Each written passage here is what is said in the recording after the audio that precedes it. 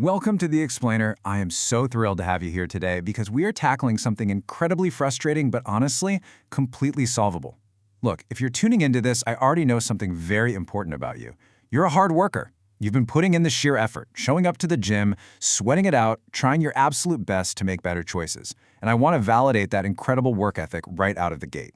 But what actually happens when all that massive effort doesn't seem to be paying off? Well, it brings us to a question that might hit a little too close to home right now. Are you training hard, eating better, staying consistent, but seeing absolutely zero changes in the mirror or on the scale? It's so demoralizing, right?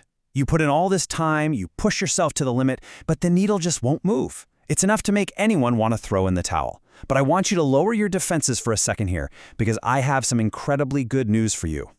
The problem probably isn't your effort at all. The reality is, sometimes really small mistakes can just completely derail your progress without you even realizing it.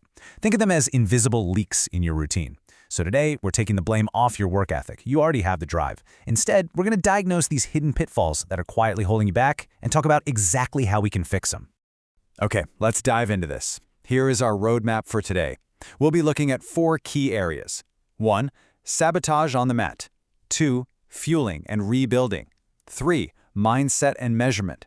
And 4. The consistency formula.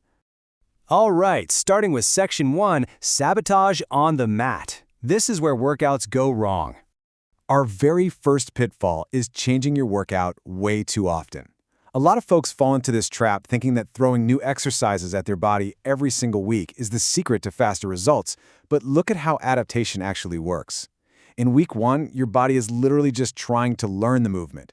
By week 2, it starts to adapt. In week 3, you're finally locking in that form. And it really isn't until week 4 that you can effectively push heavier weight or crank out more reps. If you constantly overhaul your routine every week, you never actually get good at the movements. You're permanently stuck in week 1, which means you can't properly track any real progress. The fix? You gotta stick to a workout plan for a few weeks to let your body adapt. Which brings us to the next major pitfall, using the wrong form. Now, we've all let our egos take the wheel at some point. On one hand, we have quality repetitions, where you are actively controlling every single inch of the movement. This is highly, highly effective. On the other hand, we have what usually happens when we just want to move heavy iron, careless repetitions. People think lifting heavier is literally always better. It's not. Getting sloppy with your form actually reduces how effective the exercise is, and it massively spikes your risk of getting hurt. Quality reps will always beat heavy, careless reps. You absolutely have to nail the form before you even think about adding more plates. And this brilliantly illustrates our next mistake, taking a totally one-dimensional approach to your routine. Some people practically live on the treadmill because they just want to lose fat. Others refuse to leave the weight room because they only care about building muscle. But abandoning a balanced approach is a surefire way to stall out. Cardio does wonders for your general fitness and keeping your systems healthy, while strength training builds that muscle. Putting them together, that's the real sweet spot for unlocking the results you're after. Moving right along to Section 2, fueling and rebuilding, the recovery gap. Because listen, all that intense effort in the gym means absolutely nothing if you don't have the right building blocks. Think about the micro-narrative of your muscles here. When you are lifting, you aren't actually building muscle, you're tearing it down. Training damages the tissue. It's basically a demolition zone. Your body then desperately needs the right raw materials to build itself back up stronger, and that is exactly where protein comes in. The solution is simple, but it points to a huge mistake a lot of us make, just not eating enough protein. It is crazy how many people spend hours sweating in the gym only to completely ghost their nutrition. Without enough protein, your body literally struggles to recover. You need to be eating quality sources, things like eggs, chicken, fish, dairy, and beans. If you aren't getting a good mix of these, you're essentially hiring a crew to tear down your house, but forgetting to buy the bricks to rebuild it. And speaking of rebuilding, let's shatter this next myth right now, ignoring your sleep.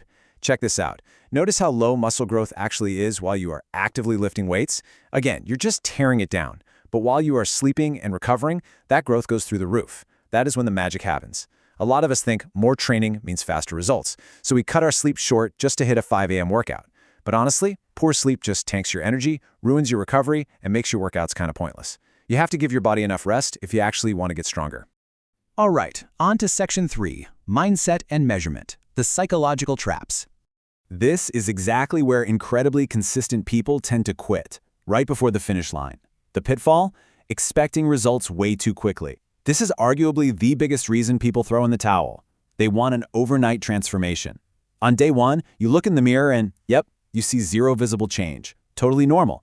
By week 4, you might notice some really small improvements. But it honestly isn't until month 6, or even later, that you see a head-turning transformation. Building muscle and dropping fat takes serious time. It happens through tiny, almost invisible improvements every single day. You just have to practice immense patience and trust the process, knowing that long-term results are a slow burn. But hey, how do you trust the process if you have zero proof it's actually working? That is our next trap, not tracking your progress. So many people train for months, but never measure a thing. If you don't have proof, you have no clue what's working and what needs tweaking. You really need to track these 4 key metrics: your weight, your strength numbers in the gym, your physical tape measurements, and your progress photos. Because look, sometimes the scale completely stalls out, but suddenly you're squatting more weight or your photos show a noticeably leaner physique. The mental game becomes so much easier when you have hard data proving you are moving forward. And finally, Section 4, the consistency formula. Doing the right things. I really want to redefine fitness for you right here, based on everything we've unpacked in this explainer. Fitness is not just about doing more. It's not about endless hours on the treadmill or starving yourself. It is simply about doing the right things consistently. It's smart training, sticking to your plan and locking in that form. It's proper nutrition and recovery, giving your body the protein and the sleep it's begging for. And above all, it's patience. Dodging these small, hidden mistakes is the actual key to unlocking your progress. Our source material leaves us with this incredibly powerful thought, and I want you to let the gravity of this sink in for a second.